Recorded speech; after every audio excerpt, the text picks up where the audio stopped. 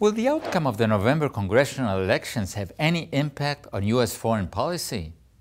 I asked this question to White House National Security spokesman Mike Hammer, who visited the Miami Herald studios this week. Listen to what he had to say. Mike Hammer, if the Republicans win Congress, or if they win a substantial number of seats in Congress, will there be any changes in U.S. foreign policy? No, there won't be. The reality is that President Obama has a very full and robust agenda in terms of national security and foreign policy, and we always try to work these issues in a bipartisan way. Whatever new members of Congress come in, we'll want to have a continuing dialogue with them, but the important priorities of the administration in terms of maintaining security for the country, going after terrorists, making sure that we end the war in Iraq responsibly, and at the same time prosecute the war in Afghanistan in a way that prevents al-Qaeda from returning.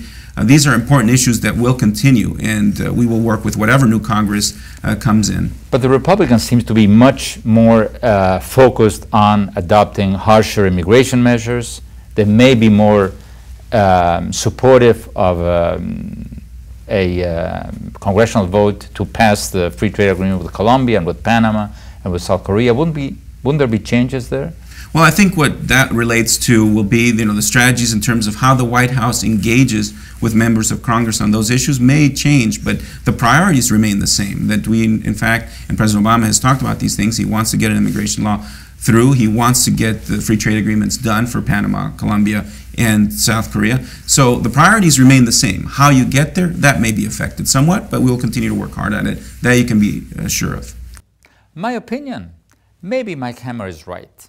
But if the Republican Party retakes the House, I wouldn't be surprised if we start seeing a barrage of Republican-led investigations into President Obama. And that could take over the national agenda and paralyze the government. It happened during the Clinton administration, and I wouldn't be surprised if it happens once again after November. We'll have much more on this in my column on this website, and don't miss our weekly television show with this interview with Mike Hammer included in our weekly television show, Oppenheimer Presenta.